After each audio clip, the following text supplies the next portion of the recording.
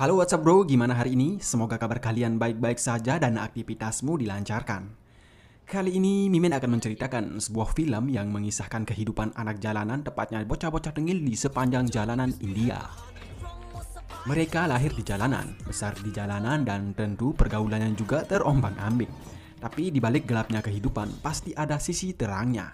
Dan inilah dia, Harami.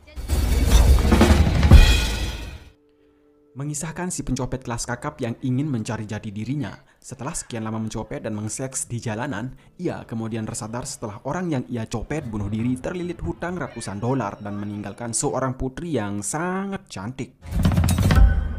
Oke, tanpa banyak kata-kata dan cerita di awal, seperti apa latar belakang, pendahuluan, isi, dan kesimpulan ceritanya, kita langsung saja cek alurnya. Yo, let's go!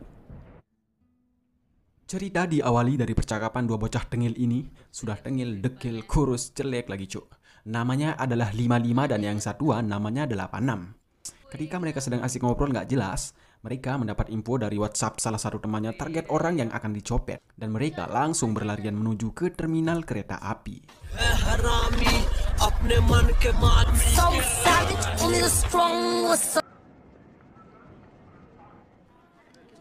Setelah mendapatkan target, salah satu dari mereka mengganggu orang tersebut dengan pura-pura minta tolong. Setelah orang tersebut lengah, si 55 langsung mengeksekusi dompet milik targetnya.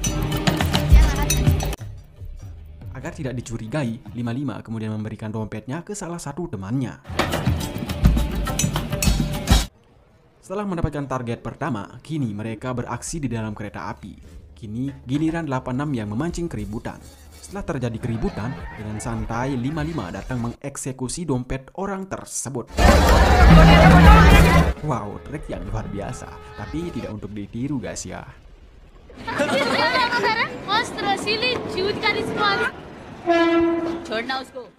Namun anehnya, setelah mendapatkan hasil copetan, si 55 terus mengikuti pemilik dompet tersebut. Di sana, ia juga terlihat sangat kasihan terhadap orang-orang yang ia copet. Malam itu, ia kemudian menuju ke Gang Doli menemui komplotannya. Lalu si 86 memberikannya sebotol Kapten Morgan untuk diteguk. Setelah merasa sedikit ngefly dan sedikit gagah, si 55 kemudian masuk ke ruang isolasi mandiri alias kamar 20.000 per jam. Di sana, ia disambut oleh seorang remaja 16 tahun hitam manis sedikit seksi dan menggoda. Kita panggil saja si Surti. Setelah si 55 membuka semua pakaiannya, ia kemudian sedikit bertanya kepada si Surti. Ia menanyakan kenapa ia bisa terjun ke dunia gelap ini. Namun si Surti tak bisa menjawabnya. Karena birahi sudah diubun-ubun dan ingin cepat-cepat klimaks, Surti langsung menarik 55 untuk digoyang. Tak ingin menyia-nyiakan kesempatan, si 55 pun langsung menancapkan ekornya dan terjadilah dak-dak ser.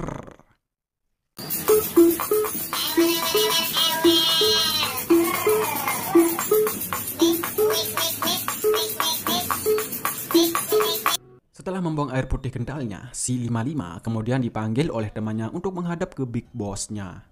Sampai di sana, terlihat bocah-bocah jalanan sudah dikumpulkan di tempat tongkat Sakti Ali. Ternyata salah satu teman mereka tertangkap saat mencopet. Di chor bazar ki har gali mein daudaya. Tu apna tatti wala nala pata hai tujhe? Chal bola! Dan bos mereka tak segan-segan akan menyiksa dan menghukum bagi siapa saja yang tertangkap. Dan ini dia Big Boss-nya, namanya Sagar Bhai. Selain sangar dan kejam, ia juga kebal hukum. Bevda tha tera baap. And that is what each and every one of you is. And yet I feed you. Is that too much to ask? Sagar Bhai kemudian memperingatinya agar tidak mencopet sembarangan. Setelah itu, ia menyuruh bodyguardnya menghukumnya hingga kapok. Wah, parah sih cuy ya, baru kali ini gua tahu ternyata mencopet itu ada aturannya cuy. Copet berakhlak namanya. Next, terlihat seorang bapak-bapak keluar dari sebuah bank. Namanya Sahil Malik yang akan menjadi target pencopetan. Dan terlihat juga salah satu komplotan copet sedang mengintai, kemudian memotret wajahnya dan mengirimkan foto target ke 86. Dan 86 mengirimkan lagi ke 55. Setelah semuanya klop, salah satu teman mereka mulai beraksi. Bocah tersebut sengaja terjatuh di depan Sahil Malik agar bisa ditolong. Setelah Sahil Malik menarik tasnya ke belakang, 55 segera mengeksekusinya. Ternyata isinya sangat banyak guys, namun 55 hanya mengambil kwitansinya saja kemudian uangnya diberikan ke yang lain. Setelah mendapatkan hasil copetan yang begitu banyak, mereka lalu dibagi dengan bagian yang besar juga. Malam itu 55 langsung mencari lokasi rumah orang yang telah ia copet tadi. Sampai di sana, ia sengaja menyamar menjadi kurir agar bisa mendapat informasi bapak-bapak tersebut. Salah satu tetangganya pun menceritakan bahwa tadi siang bapak tersebut sudah kecopetan uang dalam jumlah besar. Dan uang itu merupakan uang yang dipinjam dari bank untuk nikahan putrinya. Kini, putri bapak tersebut tak bisa menikah, guys. Setelah mendengar cerita dari bapak-bapak tersebut, ia kembali lagi ke tongkrongannya. Terlihat dari wajah 55 sangat menyesal dan ia berniat mengembalikan uangnya. 86 yang berada di sana pun memperingatinya agar tak usah memikirkan hal itu. Next, esok paginya ketika mereka ingin beraksi, tiba-tiba seseorang melompat ke rel kereta api untuk bunuh diri. Dan ternyata orang tersebut adalah Sahil Malik, orang yang ia copet kemarin. Melihat hal itu, 55 terlihat sangat bersalah dengan wajah penuh penyesalan. Malam itu juga, 55 langsung menuju ke rumah Pak Sahil Malik. Di sana, ia mendengar jeritan tangis dari putri-putrinya. नहीं, कोई मिस्टेक होगा। 100% श्योर नहीं है। Merasa sangat bersalah, ia kemudian berniat akan menembus kesalahannya ke putri bapak Sahil dan memutuskan kabur sementara dari tempat gelapnya meskipun itu akan sangat mengancam dirinya. सागर भाई को Setelah lama berjalan ke sana kemari, 55 sengaja menyewa kamar di sebuah perumahan agar bisa berdekatan dengan kamar putri Pak Sahil. Setelah beberapa hari tinggal di sana, ia kemudian sengaja bertanya-tanya di tetangganya tentang keseharian putri Pak Sahil. Ia kemudian diceritakan ternyata putri Pak Sahil itu sangat tertutup, feminim, dan jarang komunikasi. Namanya adalah Uma. Keesokannya dengan penampilan rapi sedikit percaya diri, 55 mencoba mendekat. Ia sengaja meminta bantuan agar bisa dimasakkan dan ia sendiri akan menanggung sayur-sayurnya. Sempat ditolak oleh mereka, 55 terus membujuknya. Si adik pun kemudian meminta jika ia ingin dimasakkan, ia harus berani membayar 1.000 rupiah per minggu. Demi bisa menebus kesalahannya, 55 pun menerima tawaran dari mereka. Setelah seminggu menghilang dari bosnya, ia kemudian terpaksa kembali ke markasnya untuk bertemu dengan bosnya. Terlihat bocah-bocah tengil sedang ditato dan terlihat juga Sagar Bhai sedang mengajari sebagian dari mereka bahasa Inggris. Ketika Sagar menanyakan kabarnya, 55 terpaksa berbohong dengan 1.000 alasan. Namun Sagar tak bisa dibohongi begitu saja. 55 hanya bisa terdiam ketika diperingati. नसीब वाली है। Karena 55 ini adalah anak buah kesayangannya, Sagar Bhai kemudian memberikannya sejumlah uang sebelum ia beranjak pergi. Sampai di tempat kontrakannya, 55 pun langsung makan bareng dengan mereka. Wow, sederhana. I better get back to my studies. Seusai mereka makan, mereka berdua kemudian keluar mencari hiburan. Terlihat dari wajah mereka sangat bahagia.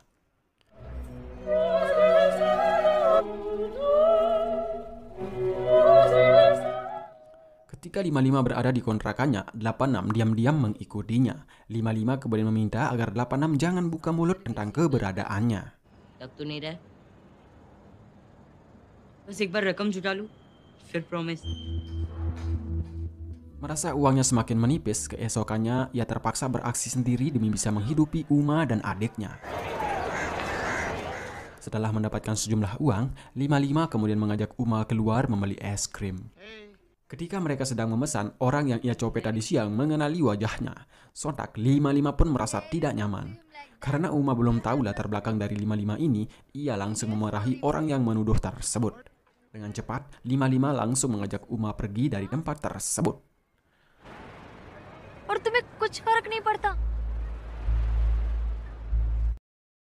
Malamnya, seorang debt collector datang menagih sewa kontrakan ke kamar Uma karena sudah 2 bulan terakhir ia menunggak. Uma terus meminta waktu untuk membayar, namun debt collector tersebut terus memaksa. Tak lama, 55 pun datang membawa sejumlah uang dan membayarkan tunggakannya walaupun setengah. Tak ingin terjadi apa-apa, 55 kemudian langsung menyuruh Uma menutup pintunya. तुम सो जाओ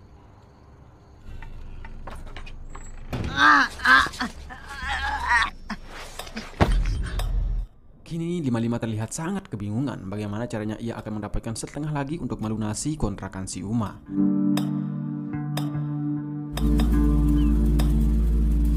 Untuk Untuk menghilangkan masalahnya sejenak, 55 kembali beraksi di terminal untuk mencari modal esek-esek nanti malam. Dan setelah mendapatkan hasil copetan, ia kemudian menuju ke kamar Surti. Namun sampai di kamar Surti, ia ditolak mentah-mentah karena Surti sudah mendapatkan pelanggan yang lain. Nafsu 55 yang sudah mencapai ubun-ubun tak bisa tertahan. Ia langsung memegang tangan Surti dan menancapkan ekornya di serabi lempit milik Surti. Dak-dak ser.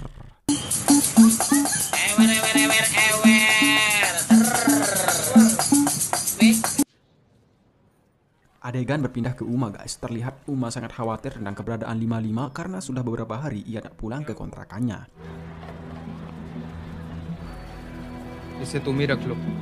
Sementara 55 beserta komplotannya terlihat sedang berjalan di sebuah rel kereta api. Kemudian salah satu temannya sengaja memancing emosi 55 dengan mengata-ngatainya dan menghina wanita yang ia tolong tersebut. Tak terima dengan perkataan temannya, 55 langsung melayangkan genggamannya ke wajah temannya hingga terjatuh dan nyaris tewas dilindas kereta api.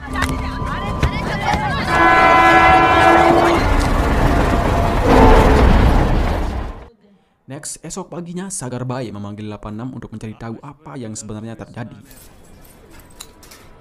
Dengan polos, 86 kemudian menceritakan yang sebenarnya bahwa selama ini 55 berubah 180 derajat karena wanita. Ia juga menceritakan 55 sering mencopet untuk dirinya sendiri. I was waiting to see when you'd come and tell me everything. Mendengar cerita dari 86, Sagar Bayi kemudian menyuruh 86 melakukan sesuatu untuk menjebak 55. Sementara itu, 55 kembali lagi ke kontrakannya. Setelah melihat wajah 55 babak belur, Uma terlihat khawatir. ये 50 है। ये ठीक नहीं है। इस हरामी शहर में कौन मानता है? Esok paginya di tempat biasa, 86 terlihat sedang mengawasi salah satu target. Ketika 55 mengeksekusi dompetnya, 86 sengaja menyolek pemilik dompet tersebut hingga aksinya pun diketahui. Ternyata ini semua adalah jebakan 86. 55 yang tak menyangka temannya berbuat seperti itu pun dihajar hingga babak belur. Berselang 3 hari, ia kemudian mendapati dirinya sudah berada di dalam penjara. Ia pun bingung sendiri kenapa ia sampai berada di dalam sel. Penjaga sipir itu pun menceritakan kejadian sebelumnya. Number 1 English teacher पान की पीक की तरह थूक देता है। Setelah ia diceritakan, Uma datang menemuinya. Dan di adegan inilah Uma baru tahu siapa 55 yang sebenarnya. ये मेरा असली नाम।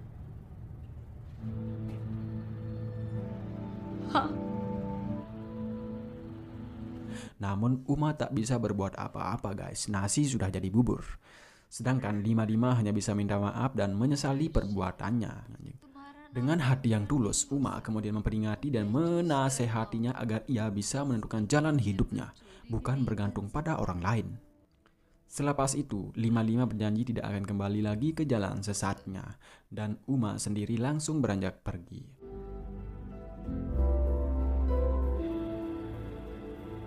Singkat cerita, esok paginya 55 dipanggil oleh pengacaranya untuk dibebaskan. 55 pun bingung sendiri siapa yang membebaskannya. Setelah diberikan semua berkas-berkasnya, 55 pun terbebas. Amazing gift का थैंक्स किसे बोलूं? Sepulang dari penjara, ia kemudian pergi menemui Surti untuk minta maaf atas apa yang telah ia perbuat kepadanya selama ini.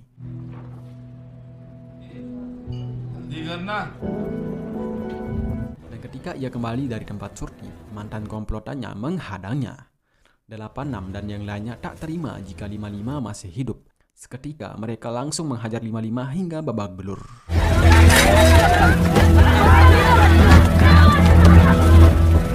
Setelah dihajar hingga babak belur, ia kemudian dibawa ke hadapan Sagar Bayi. Sagar Bayi yang emosi melontarkan sebuah sindiran keras kepadanya. Kenapa ia tega meninggalkan gengnya demi sebuah rasa kasihan? 55 hanya diam. Dengan nada emosi, Sagar kembali menegaskan, kenapa ia tega? Why? Why? Tell me why! Dan disinilah endingnya cu. Dengan polos, 55 pun mengatakan bahwa aku tidak butuh uang. Uang tak berarti lagi untukku. Mendengar jawaban 55, Sagar Bayi pun terdiam dan membiarkannya pergi kemana ia akan pergi. Dan ceritanya pun habis. Kini 55 pun bisa tenang kemanapun ia akan pergi tanpa sebuah tekanan dari bosnya. Filmnya agak kurang gila sih cuy ya. Sorry. Tapi ada satu pelajaran yang bisa saya ambil dari film ini, yaitu tentang jati diri. Ternyata untuk menemukan jati diri kita yang sesungguhnya, kita perlu keluar dari zona nyaman saat ini. Karena jika kalian masih berada di zona nyaman, itu sama saja dengan kalian berjalan di tempat. Semoga bermanfaat, terima kasih dan salam bahagia.